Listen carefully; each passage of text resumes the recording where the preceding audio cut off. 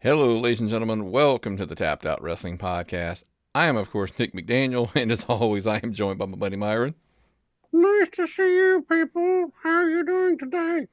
Um, we're covering Premiere Week, folks. The busiest wrestling week in my life. A lot of good stuff this week. A lot of stuff to talk about, and Done some hellish shit too. There's the two guys you want to hear talk about it right here in front of you. So let's go.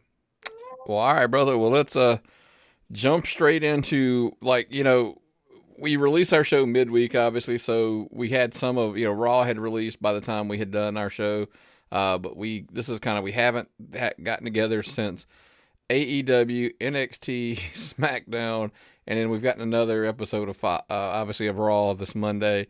So we kind of wanted to kind of go over the fallout of the whole big premiere week, debut week, call it what you will, but that's kind of not in a recap way because that's just not what we do. It never really is, right? It's all about feelings. I want to talk about how wrestling made me feel. And before we get into this, I'm going to go ahead and say I can't watch as much wrestling as I need to for the show, Nick. There were 87 hours of wrestling on last week. We went to one live show. I watched the footage of a live show that I wish I could have gotten to. I watched Raw. I watched Smackdown Saturday night. I watched it on Saturday night. I watched AEW. I watched NXT. I don't know how I had time to watch all this. The best thing I can give you is I watched as much as I could on fast forward. I watched the parts I liked and I skipped through the parts I didn't. And the shows that I watched live, I may not have liked as much as I should have because I was forcing myself to sit there and watch them live, and I had to sit through parts I didn't want to watch. Well, look, I totally agree with you, man. There's way too much, but I've got we're cord cutters, so everybody's like, well, what do you do for DVR?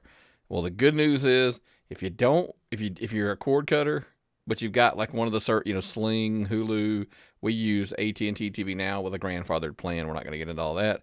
But did you know the TNT app has AEW on it? That's cool. That's cool. I use AT&T Uverse, and I went in and I have everything set up. We'll see here. I'm gonna look over at my DVR, and I don't know if y'all can see that. I've got all the shows set up to watch.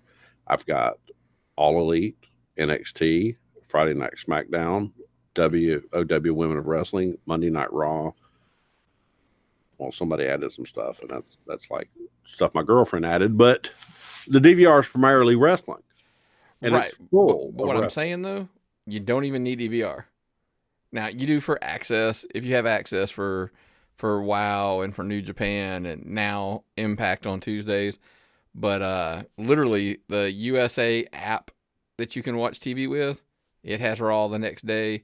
TNT has AEW the next day. Fox has SmackDown on it now. Like I watched everything that I didn't watch live, I watched via app. And then while we were preparing for the show, I finished up the NWA taping. And now AEW is going to release their AEW Black. Dark. Or AEW Dark, sorry.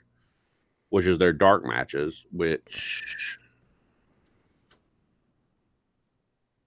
that's got they're dark matches for a reason, and we'll move on from there. Thank you. Basically, what we wanted to hit on is it was, we in here we may pepper in like our opinions on some of the shows, and I'm not giving ratings because everybody knows I'm not a huge fan of ratings. Give me viewership and what does it mean?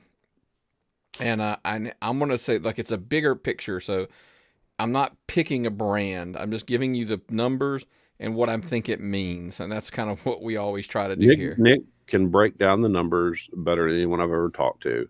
He can tell you where the trends are, and you have picked out where the audiences are.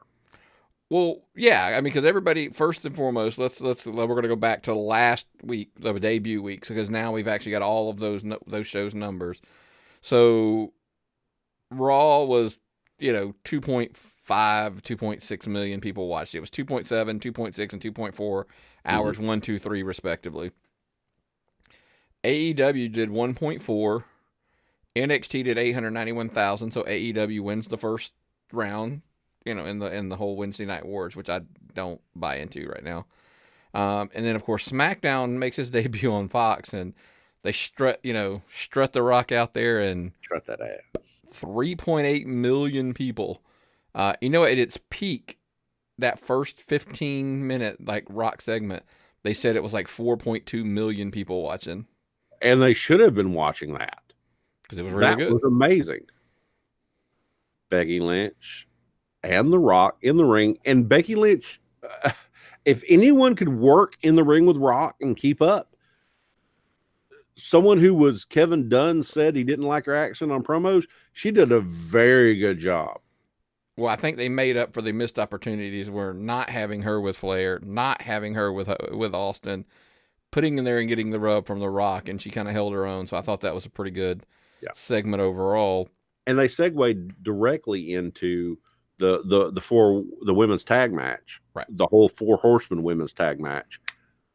Did it not look like you were watching an NFL program? Well, the graphics, I will tell you that the graphics. A mutual friend of ours, Billy, we were talking about that, and that's what he said. He was like, "Man, you can tell this is a Fox Sports product, a well-funded program." So, and it looked really good with all the graphics, and of course, they had Aaron Andrews and some other people on there, so yeah, they pulled out all the stops. So we preface by fully aware, 3.8 million people are not going to continue to watch SmackDown. I don't think that number's going to fall, but what does it fall to? But let's again, kind of where we were going with all this was, so this week's Raw, and I quote, plummeted. And I guess when you see that article, it's skewed to whatever way. Is it good? No, it's not great. But last week they had Hogan, Flair. They were there to boost the ratings. Okay, arguably the 2 greatest champions of all time. 2 people who held the belts through wrestling's glory days. 2 people that you always wanted to see face each other came out and introduced a match at the Crown Jewel. Yeah. Okay. 2 big champions that basically dominated our childhood. They brought out on the show, and if that doesn't bring you more viewers, what will?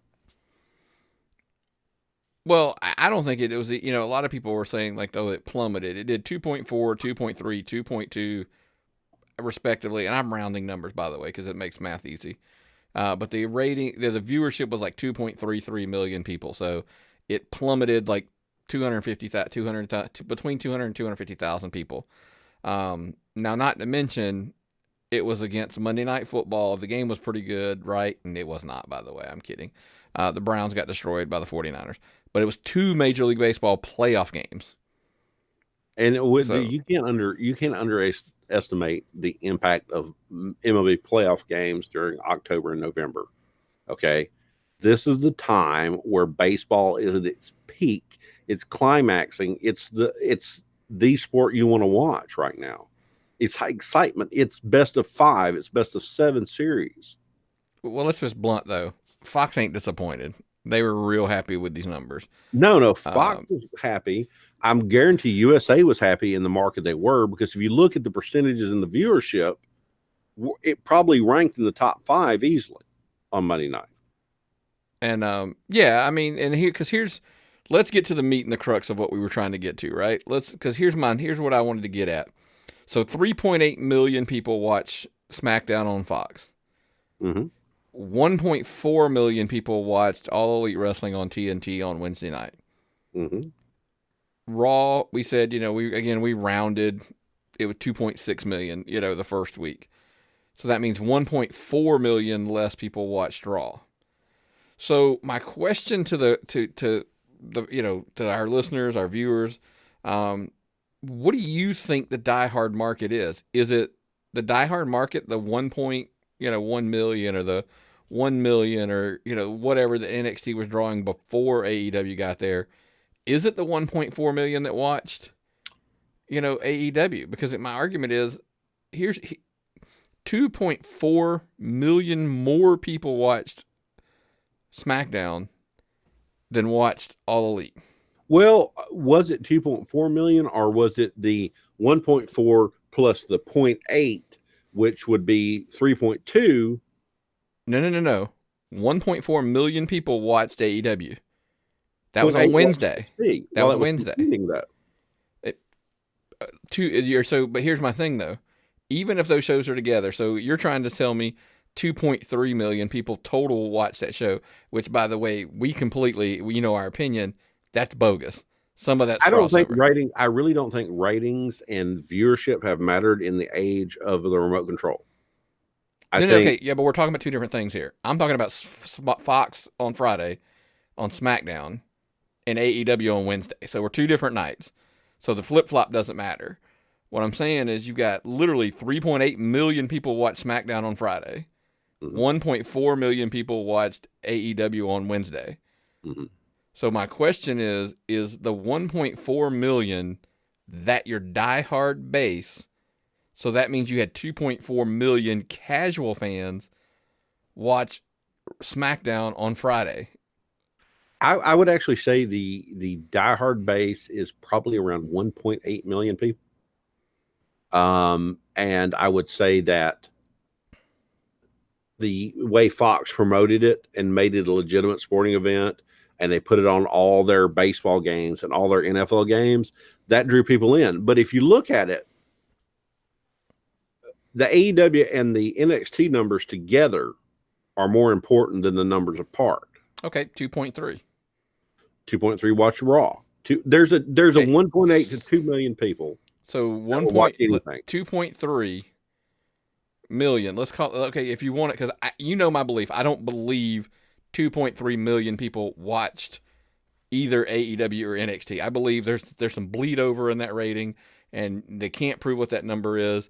So it's a complete bogus number, in my opinion. You don't believe 8 million people put butts in the seats? Never. I don't believe that like 9 million people watched Raw and Nitro back in the day.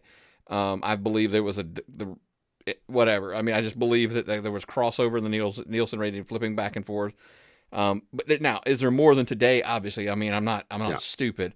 But I'll give you. Let's pretend this is true, and 2.3 million people were watching wrestling Wednesday night.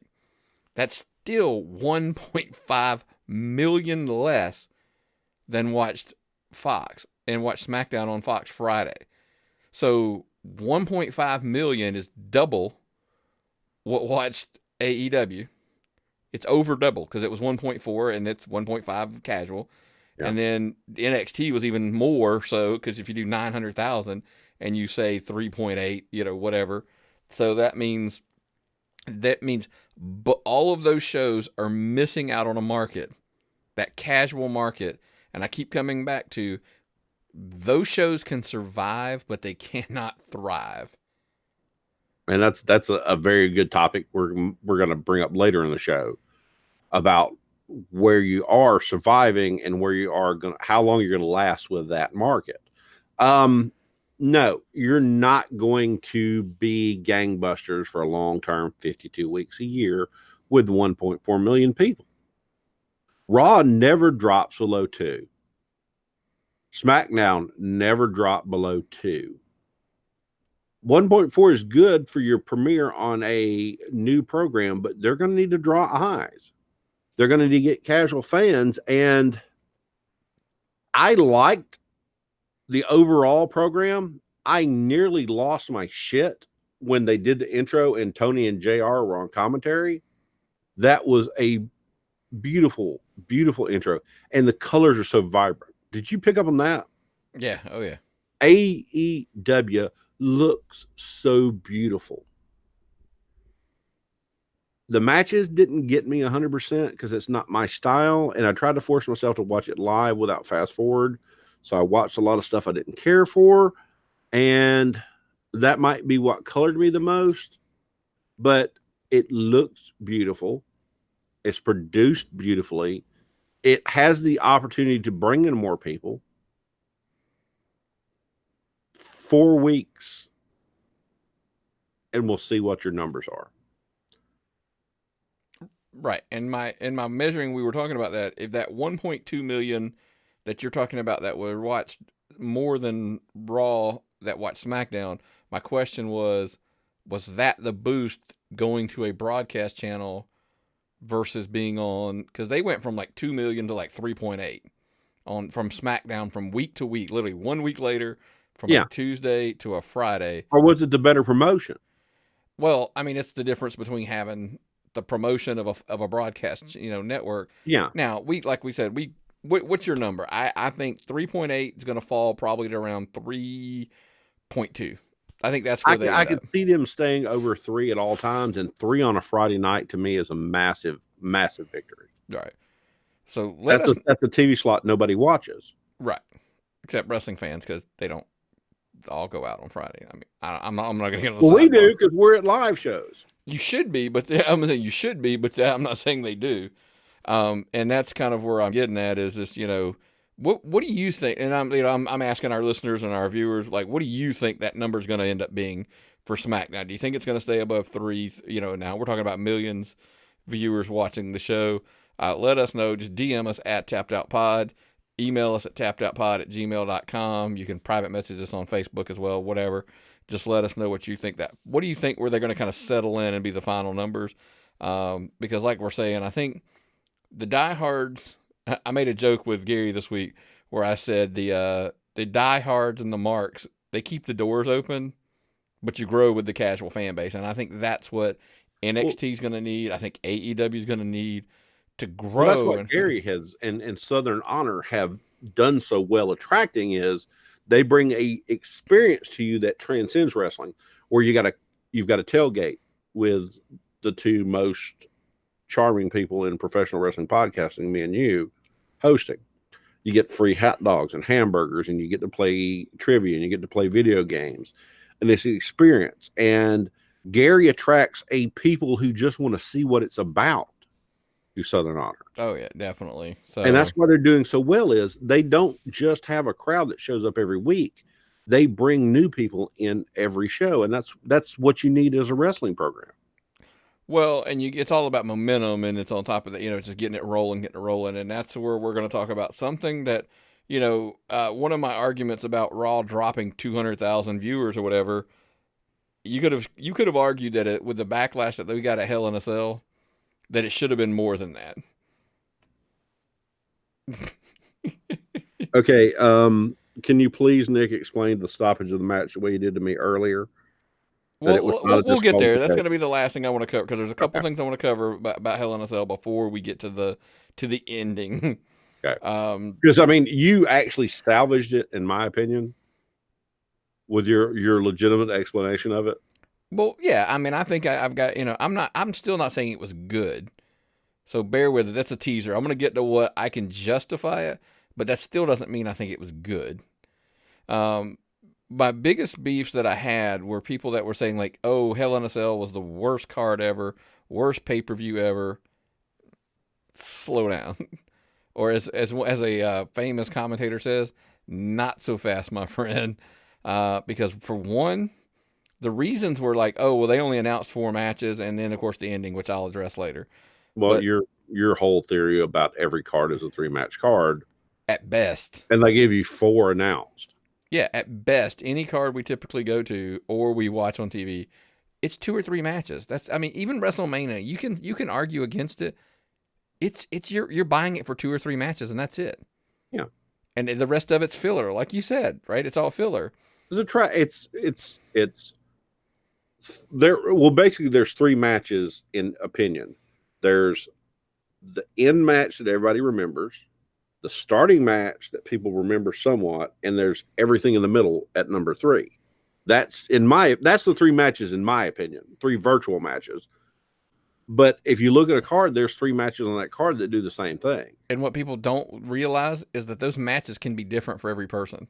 Yes. But there's typically only 2 to 3 matches on a card that everybody was like, I really want to see that one. I got 3 great matches on Hell in a Cell and a 4th great match on the pre-show.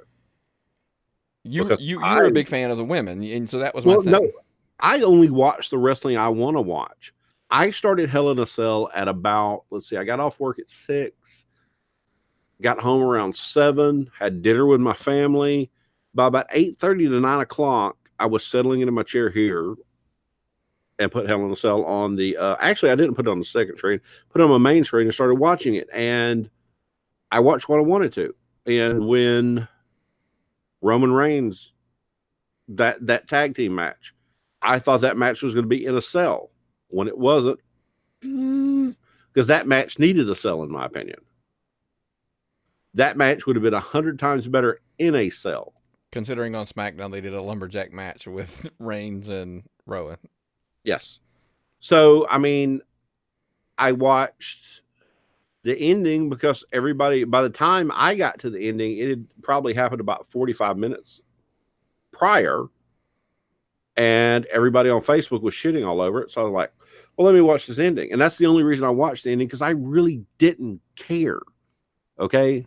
To me, Seth Rollins is frozen waffles. Frozen waffles do not get appreciably better when you put them in the toaster. Damn. You can give them all the heat you want, but they're still frozen waffles. That's my take on it. Yeah. I mean, and my big thing was, and I actually tweeted it out and put it on Facebook as well, just making a joke of saying, like, for the people saying this was the worst card ever, I give you Exhibit A, ECW December to Dismember 2006, the one that officially stuck the fork, I guess you would say, in the WWE ECW brand. But even then, dude, we lived, and I mean, and it's funny. I said, I think one of my comments was, a lot of people saying this is the worst card ever were either not alive or were in diapers when we were going through the dark years of like Garbage Men and like Hockey Player. Uncensored, the matches that were technically censored. Uncensored was the name of a pay-per-view you couldn't get blood on. But but sad part was some of those matches weren't like atrocious. I just mean literally, like, we went through some lean years in the early, like, they put Abdullah the Butcher in an electric chair, Nick. I know, and that's what I'm saying. So it's not, I'm just making a point here. There was the White Castle of Fear match. There were worse pay-per-views than this is our point. Yeah. That's what we're saying. Not even close, because there were what, 7 to 8 matches. I didn't get the final breakdown. Yeah. But they weren't bad. And they even, by the way, gave you David, Jesus Christ, I can't believe I almost said, I was going to say Ali, and I almost said David Ali. David Ali would have killed to be wrestling Randy Orton at the. You know what? You can say what you want to about David Ali. No. I just must slip of the tongue. I was like, but he's. We'll put him up there with Mustafa Ali. That guy is a value-added product. He can make your posters. He can come on your show. He's getting great at promos. He can work over heel, and his punches are good. Hashtag most improved. I mean, I'm not arguing with you. One of the 3 most improved. Yeah. And the thing is, okay, so we'll go on to Mustafa Ali, which is the lesser of the 2 Alis. Yeah. Well, I mean, I was just making a point of, they did give you matches and they gave you some guys that people say, oh, we'll give them a shot. They gave him a shot. Even Randy Orton even gave him props, right? So that was, what it was. So you want something different until it's different. You got it. And you then, say it's the same until it's different. Right. And boy, did they give you something different to end this pay-per-view. Okay, so I know the big stink of, exactly. Everybody's like, oh, it was a DQ. Now, they're going with it was not a disqualification. And even X-Pac was going like, how the hell do you disqualify somebody in a Hell in a Cell? Okay, it was a referee stoppage is the official answer they're going with. Now, I don't know if that's what they said, but that is what they're going with. Seth took the sledgehammer to the chairs, stack of trash on top of, the Fiend, and that's why the referee stopped the match. Now, and the Fiend got up later, so we're not going to say that was kayfabe, that he can take a sledgehammer to your pile of chairs and stop a match, but you're still so strong. That he beat up Seth, yeah. Okay, my contention is, again, was it a crappy ending? I'm nodding my head yes if you're listening on the podcast version. It was disappointing. But here's my big but to the story. when Mick Foley wrestled The Undertaker, JR screamed and begged for somebody stop the damn match. By God, he's broken in half. So had they done it then, I think the precedent would, I don't know why they didn't, because Mick Foley kept getting up. Now, they didn't think The Fiend was getting up. Now, again, I'm being facetious here. Was it a crappy ending? Yes. It's kayfabe. They booked this stuff in advance. But it just in general, I think I think something that kind of led to this problem, and I read a cool article that may have actually created this problem. I think the Universal title, if it stays on Raw, which it clearly looks like it will. Yeah, the Universal title. Because WWE Championship is around Brock, who's clearly staying on SmackDown, blah, blah, blah. So that all being said, I think the rumors of saying that Fox is enamored with The Fiend and they want him on SmackDown, which is kind of contrary to something we're going to talk about in a little bit. But I think that's kind of, so I know a lot of people felt like, well, they booked themselves into the corner. No, they might have booked the match and then Fox pulled power. It's a business. Yeah. Fox wants The Fiend because he's hot. They want Brock Lesnar because he can run out there and do how many seconds was that smash he did on Kofi Kingston? 9 seconds. Smash a guy. How many smash matches do we get in the WWE these days? We don't get those. Brock went out there and put the title over and made it mean something. Did he hurt Kofi Kingston? No, he didn't hurt Kofi Kingston. Kofi Kingston is in the New Day, who's totally over anyway. Brock made the title look better as something he can take and snatch, that he's that powerful. And then they pop Cain Velasquez later, his Rey Mysterio's champion, storyline, going into SmackDown, being drafted out. They're booking this well. Well, here's the thing. What I really, and I know people like, oh, they just killed everything they did to Kofi. Slow down. In real fights in life, I've seen them end with one punch in person. Yeah. We've seen in MMA, we've seen like the running knee, bam, and the fight's over. I've seen bar fights where a man took a guy out with a jukebox to the head and it was done. But my point being is, every now and then, one of these is a good thing because it reminds you. It's a palate cleanser. It's different. Kofi got caught. My thing is I'm like, everybody's like, oh, I would rather him go long and lose. I don't know.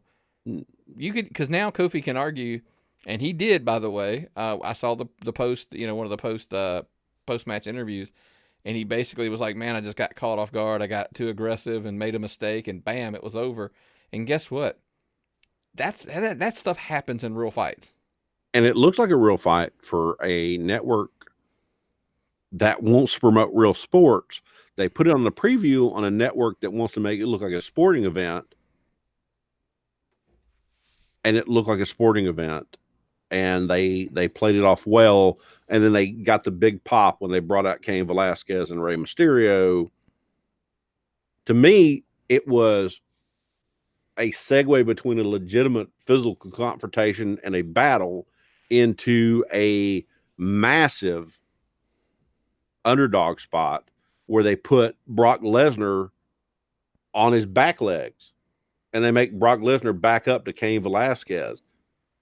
It was high drama. It's the way it should be booked. You didn't need all that on the pay-per-view. You didn't need those guys on the pay-per-view because you booked it on SmackDown, which probably did more viewers than the pay-per-view ever will do. We're in an era where people watch the shows on the network less than they watch. Look, 1.5 million subscribers saw Hell in a Cell if every subscriber tuned in. And 3.8 million people 3.8 million watch the show on SmackDown. So what's your more important program? Right. Where are you going to hit your goals? You're going to hit them on SmackDown and give the network those pay-per-views as a secondary option. Well, that the importance of the TV shows obviously rule the roost in a lot of ways. We know we got this coming up week this Friday. The draft kicks off. But there was a cool article in Bleacher Report that I wanted to just touch some base and get some thoughts on. It was basically talking about the draft, and it says lessons they need to learn from past highs and lows of the brand splits they've had in the past. And I think we're going to touch on some of these differences that we just were talking about. Number one was equal brands need equal star power. In the past, Raw has always been the A show and has always got the A talent. I shouldn't say always, but has gotten the majority of the A talent. Yeah. You're 100% right. They would put same. You would put good stars on the secondary show, but you wouldn't put as many of them. You'd put AJ Styles on the secondary show, but you put two guys of Styles' level on Raw. Well, and then when Styles reached that level, he went on the last one. He went to Raw. Yeah. So that's kind of what we're saying is, they got to kind of at least try to keep the star power balanced. But I think we're clearly going to know come Friday.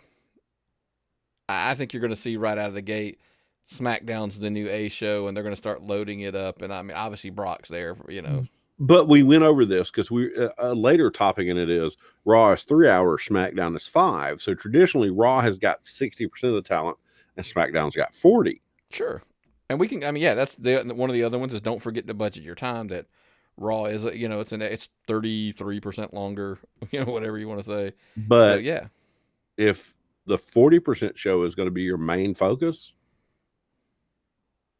how does that break down? You're going to need bodies on the 2/3 show or the 60% show, but you're going to need stars on the 40% show. Oh, I agree, and I think that's a key. That's a huge one that they're going to have to, and and the part of that is also you're going to balance out the faces and the heels. This one's actually been a problem in the past. If you load up one show with all of the bigger names that are heels, or then the baby faces, the heels don't have enough baby faces to wrestle, and vice versa. So I think that they need to, when you're planning it out, and I'll throw it together with this one, by the way. So we're going to cover these two at the same time.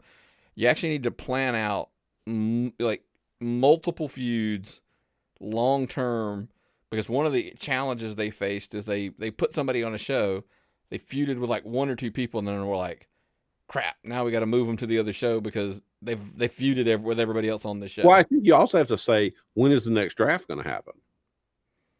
Because that's how you book the show.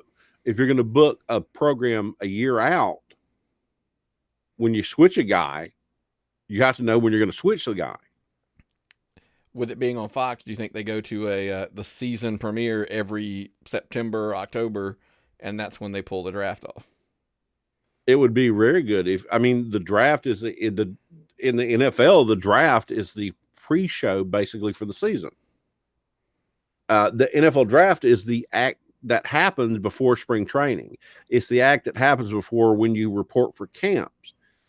It's a thing that fires people up. You have your Super Bowl and you have your giant climax, and then you rest. The draft is the next big activity.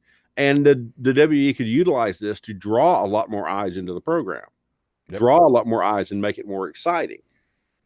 If you build to a draft, it could be a greater thing. Well, but I think maybe they go to the season format so that your boost of the ratings is you have a big show, like, they bring in the stars, and then they have the draft, and then boom, that gets you off and running to the new storylines, new angles, and stuff like that. Or they do it after Mania. Hell, who knows? They do it 2 a year or something. It's not a real sport. They can book this any way they want to. Well, and if there's anything that's the true sign of it is that everything we've heard is saying SmackDown, Fox wants a more sports oriented feel, and then of course Raw will be the more of the sports entertainment show. So when you're drafting for that, you got to keep that in mind. The only one that baffles me is that they want the sports feel, but they've been saying they want the Fiend, Bray Wyatt. And I'm like, okay, that's a little bit weird. of Gaga. You got to have a little bit. A little bit of Gaga.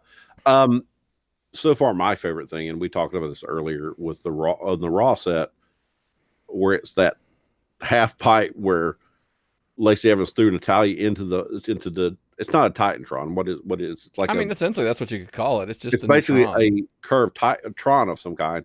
She slammed Natalia into it and she slid down. And then she slammed Natalia into it and she slid down the curve. It was good. The set looks good on Raw. They've got folks, we're in an era where wrestling is being produced at a level that it's never been produced before. That AEW show was in so many colors. It was like Technicolor, and it was awesome. It looked terrific. Raw looks amazing. The whole Smackdown, ungodly looking amazing. We saw NXT, who was that smaller studio where you had they do a good job on NXT making it feel intimate.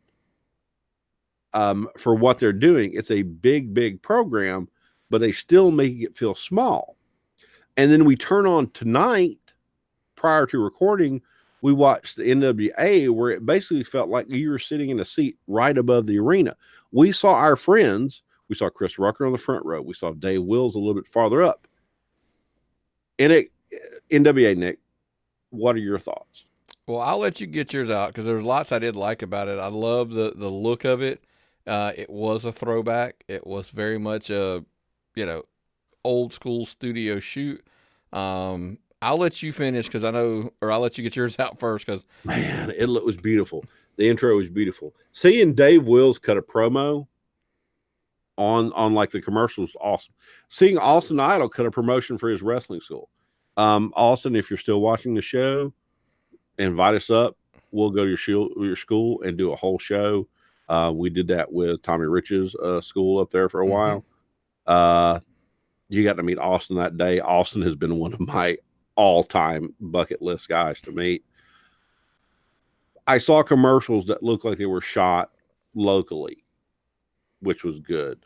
I saw wrestling that it looked like I was sitting on top of, which was good. It was vibrant. It was intimate. I saw Camille, who I know. I saw Billy Buck and Sal Renara, who I know that I see at least once a month wrestling on a show I go to. I saw the Dawson brothers, who I see at WrestleCade.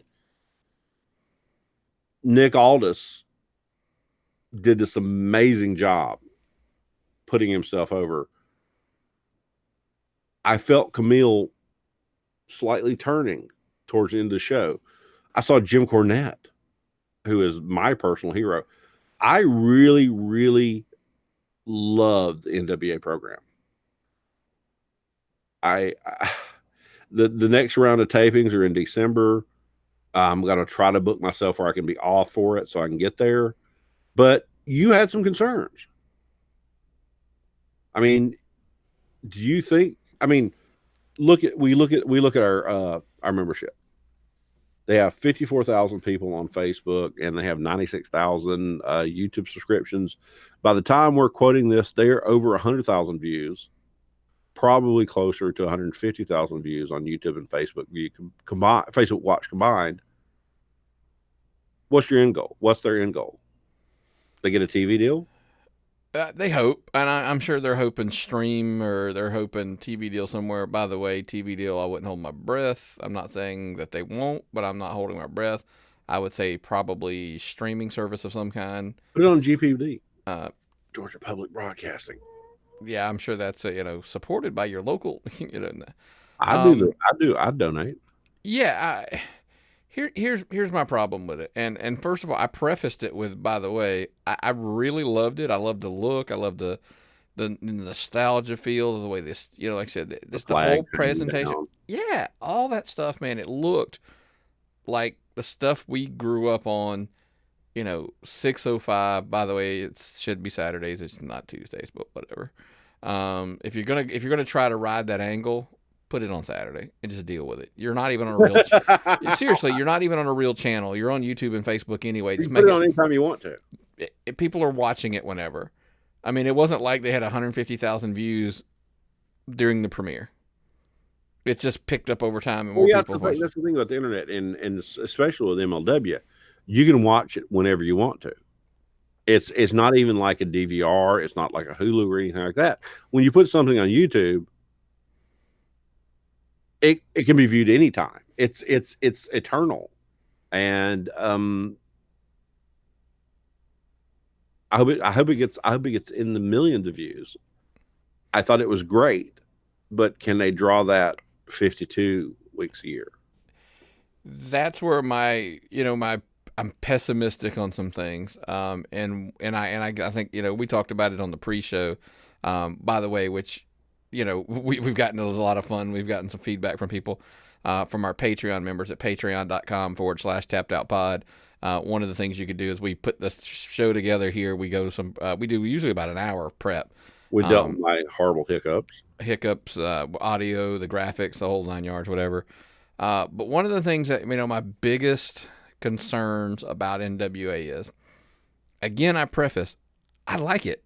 I hope it works. But my concern is it's a nostalgia act. We've all busted out, like, you remember, like, I'm trying to think of different things that people can relate to. If you're a gamer, one of those things would be, remember the classic? What was it? They did the NES classics and the PlayStation classics and all that. Yeah. When you bought that thing, how long did you hold on to that thing before you were bored out of your mind with it? Yeah, it's like Pac-Man. I mean, it's like 8-bit emulators. It's like but sometimes it's like a movie. What you're telling me, there is a shortage of old men watching in their basements. Yeah, I mean, if because here's the thing, I'm the target demo for that product, but that target demo isn't necessarily the cash spending demo, and we're both on our second wives. We're how many kids we've got involved in all this. We've got a house. We've got this kind of stuff. We go to independent wrestling shows all the time because basically they're a lot more economical, and we spend more wrestling dollars, I would think, than most people, wrestling fans, ever do. Well, it's not even, to me, Myron, it's not even about the money. I mean, I'm just like, it's the time. I'm gonna watch it. I watched it today. I'll probably watch, and that's just it. I may personally watch it every week. I just don't remember. We just had a conversation about casual fans and whatever. Yeah. At some point, to me, nostalgia acts can wear off, and then the best example I just like I said is the one I just gave. Old school video games or even movies or TV shows. Like, I got a buddy of ours who runs out and buys, like, man, I found like all those seasons to the A-Team, and I loved that show when I was a kid, so I bought them all. And I was like, hey, he got through the first like season or whatever. And he's like, yeah, I just haven't watched the rest of them yet. I asked for the entire Buck Rogers series on DVD a couple of years ago for my birthday, and I was sickly glad I didn't get it because Wilma Daring and Twicky and the guy in the hawk costume, they meant a lot to a little kid. But would they mean a lot to an old man? Right. Would I be able to deal with their horrible special effects after I saw Avengers Endgame? Would I be able to keep up with a show that I might read too much into as an old man that was simpler as a child, where I watched that show and like, what's up, Buck? What's up, Buck Rogers? It was a lot. You can say enough about Aaron Gray. God, that's an aside for the program. But she's eternal, but I don't know if the rest of the show will be. We age and things change. This is a program that's basically aimed at guys like me and you and Dave Wills and guys that are just, we're already watching wrestling and we're saturated with wrestling, and people just like, here's another pile of wrestling. Here's more wrestling for you to watch. Will it continue to translate so well? Will it continue to look so good? God, I hope so. God, I hope wrestling is this good forever, but we're not the market. We're not the market that will sustain a product long term. We're already going to watch this. Like I said, I just ultimately my concern is that are there more people going to continue to watch it long term once the nostalgia wears off? They've got to do something to it. I think though, so you want to keep the nostalgia feel, but you're going to have to do something where that's not the whole niche. Well, what I will tell you is it well exceeded my expectations Sure. for the show. I agree. Well exceeded my expectations. I hope it exceeds my expectations for the 150th show.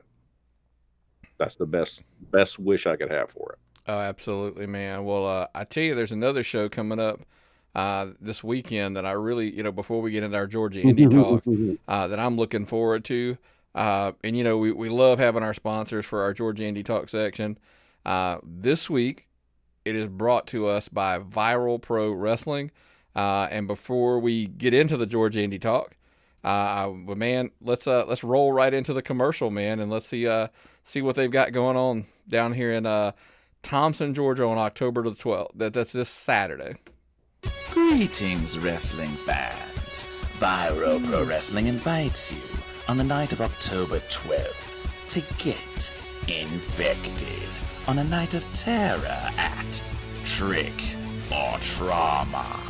Your captors will include Joey Lynch, the international superstars, Sean Legacy, Impact superstar Crazy Steve, AC Mack, Fluffman, Lucky Ali, the Prodigal Son 6, Chip Day, Jason Kincaid, Owen Knight, and Wade Adams. Doors open at 6:30 and bell time is at 7. Tickets can be purchased at vpw.ticketbud.com. Join us for a frightfully infectious night as Viral Pro Wrestling presents Trick or Trauma. Well, brother, man, that's going to be an insane card, don't you think, man? That looks insane because they've got a huge amount of stars coming in. They've got matches I've never seen before as someone who attends so many indie shows. I've never seen Chip Day and AC Mack, two people who can hit all the spots. I have never seen Sean Legacy and Joey Lynch. Why hasn't that been booked before? And there's Jason Kincaid's on the show, who I've always thought the world of. Man, that's amazing. Yeah, I mean, I'm excited. I'm actually going to go to this show, so I'm going to be down in Thompson, I will be Georgia. at the show, but had my work schedule not changed, I apologize, guys. I'm working over 50 hours a week every week this month. My work schedule changed. A lot of stuff is going on. If my family and all of my income did not depend on it, I would be at this show. This looks like something that an indie wrestling fan would die to get to. Yeah, it's loaded, man, especially like you said, Chip Day, AC Mack, man, it's going to be hot. I mean, it's a match that I know they've worked before, I believe. Somebody told me they had worked. We have not seen it in person. And of course, Sean Legacy versus Joey Lynch, winner gets a title shot of their choosing.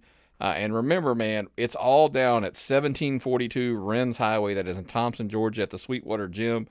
Doors open at 6:30. Bell time is 7. You can get your tickets online at vpw.ticketbud.com. Again, that is VPW, like Viral Pro Wrestling, vpw.ticketbud.com. Get your tickets ahead of time. It's $18 front row, $15 second, $13 on the floor rest, and general admission $11. But if you're at the door, front row $20, everything on the floor $15, general admission $13. And again, the tickets are at vpw.ticketbud.com. And don't forget, it's October 12th. That is this Saturday, 1742 Rennes Highway, Thompson, Georgia. Man, I have not had the pleasure to get down there and see a card yet.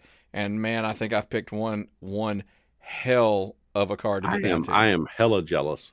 Tell them the Tapped Out guy sent you. This is the match I would be at.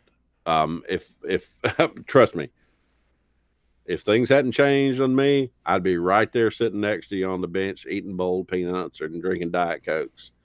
God, I love indie wrestling. I had a big change in my schedule too. I'd bought tickets for AEW on the 13th. Can't make it to that. I gave them to Larry Goodman, who is, he's Larry Goodman, who you can't get any better than that. Going to be a big week. Yeah, well, before we get into too much into this coming up week, don't forget, man, we just got a hell of a weekend where we went up to Canton, Georgia, and Southern Honor Wrestling. Woo, 1 year anniversary, man, and we had the pleasure with a friend of the show, Chris Marks, helped us out with the tailgate party. I like that guy a lot. Oh, good dude. He is dynamic. He's got a great voice. He is able to captivate the crowd and keep the show going. So wonderful. We had Susie as our guest, who is the most over person I've ever met in my entire life. The best guest star. People love her. It was a hell of a show, Nick. Oh, God, yeah, dude. It was, if you start at the top and worked your way down, Dylan and, booked a great card, top to bottom. By the way, my sleeper match of the card, I know I put it out there on Facebook. William Huckabee and Joe Black just literally beat the hell out of each other. Well, I asked Huckabee, I said, how do you do those? How do you do those chain shots? How do you hit a guy with a chain when that hurt him? And he goes, you don't. You just hit him with the chain. And I'm like, and that's why when we went to the show, it was #slugfest, man. It was brutal. I mean, I was scared. I was, when you get a man to get to his feet to watch a chain striking another man, it's something. It's a powerful feeling to see somebody being beat down like that and then coming back. That was epic. I mean, Huckabee is such a pivotal role. I mean, he was his home was taken out in the hurricane. He's come to Georgia to live, and he's became so important in two big wrestling promotions in Georgia. He is killing it in Anarchy, and he is absolutely so over in Southern Honor. The eye patch, whole 9 yards. Huckabee is somebody I've always thought the world of. He was a guest on the podcast earlier, but he is burning it down right now. Yeah, and those, like I said, that was probably one of the most, what's the word I'm looking for? There was more emotion in that match from that crowd than almost anything that night. But then, War Games happen. The crazy spot where Corey Hollis gets put through the ring, literally put through the ring with a devastating power bomb by Logan Creed, who is now your new Southern Honor champion. Who it's a matter of time, right? It had to be before Logan Creed was holding some gold in Southern Honor. I mean, if you can have a promotion that Logan Creed doesn't hold a belt in eventually. He held the Anarchy title through, 3/4 of 2019 already? He doesn't have it now, but how can you not look at Logan Creed and say he is the champion anywhere he goes? He'll eventually take your belt. If he doesn't have it now, he'll take it. Right. Weirdest thing is I've been talking to Logan lately, and as nice a guy and as somebody I enjoy talking to so much is, I have this odd feeling that if he wanted to, he could just reach down and squeeze my skull and kill me. You get that with him? Yeah, he's a big dude. He's legit. He's legit. I love that guy. I love him. He's so nice, but he is a monster. He is an absolute monster. I can't wait to see him go somewhere one day. But right now we're getting to enjoy the Heathen right here in Georgia, the shows we go to. And he goes to Southern Honor. He goes to Southern Fried. It's awesome. And that was the other show that ran this weekend that unfortunately both of us had Whew, I think both of our backs give out. My back gave out, and it was my daughter's homecoming. Guys, if you have daughters, homeschool them so they don't have to go to homecoming or proms. She did her own makeup this year, and she looked like she was 47. You have 3 daughters. You know what it's like. It's not hard to look at when you see your child looking like an adult. I came home. I was totally expecting to get to see her and talk to her after her homecoming dance. She went. Get this. She went as her date friend with a kid whose dad is running for Georgia State Congress.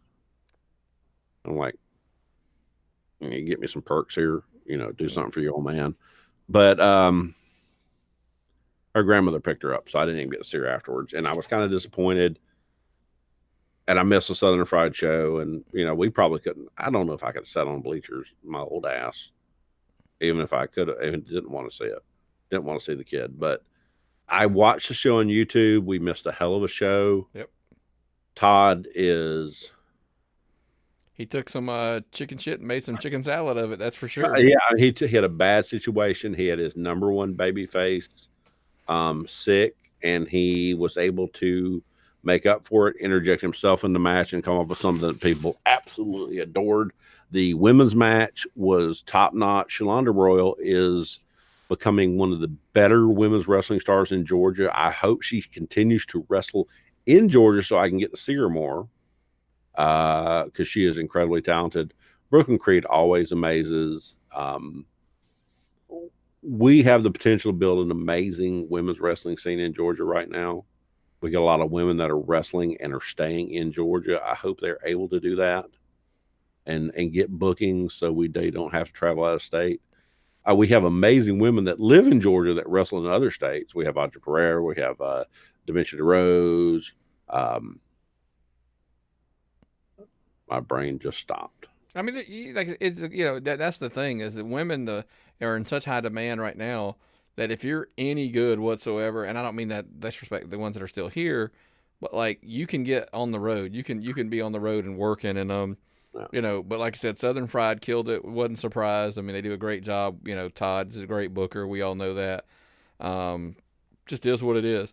The only other indie stuff I really wanted to make sure we covered is IWE down in Augusta put out a post this week that they have fulfilled their obligations, easy for me to say, that they had some deals, I guess, where they were working with some other promotions. They've completed all of those, so now they're going to be completely solo. They're going to do their own thing, and I think that'll open up a lot of creativity that they'll be able to have that they're not having. Well, I mean, I've had Josh and Tim on the show, on my little side show where we just release it to the Georgia community. And they are super nice guys who love wrestling. And they are committed to bringing in the best talent they can bring in and that put on the best shows. And their crowds are growing every show. They have the ability and the potential to do great things in wrestling. Augusta is so far away that I regret I can't get there like I would like to see all the shows. But when you look at the talent they book, I'm like, God, I want to go see that. I want to see those shows. They're the guys that are putting out great posters, the guys I want to go to. Them, Viral. Those two shows are putting out great posters. I really could. It's a road trip. It's a road trip show, and we need to do more of those. And I look forward to doing that in the future. Oh, absolutely. I think the wife and I were talking about an Augusta trip, when they run their next show, we're going to see. I just think it's close to Thanksgiving, so it could be a problem. So, because, we have another trip that we always make then. So, but man, that's, that's the Georgia indie stuff I've got this week. Anything else on the Georgia indie scene that you got, or? No, I mean, I keep watching the scene. I see controversies and hot spots popping up, but those are going to settle themselves out. I see things that a lot of people don't care for, but those things settle themselves out. It's indie wrestling, folks. People are going to say stupid shit. People are going to do good things. Things happen. People are going to put on cards.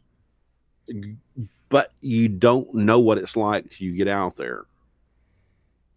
You know, I see Chris Rucker, who got out to the NWA tapings, but also got to see Southern Friday the other night. Not Southern Friday, Southern Honor.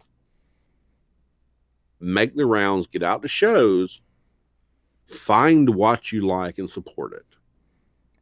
Indie wrestling is like a box of chocolates, to quote Forrest Gump.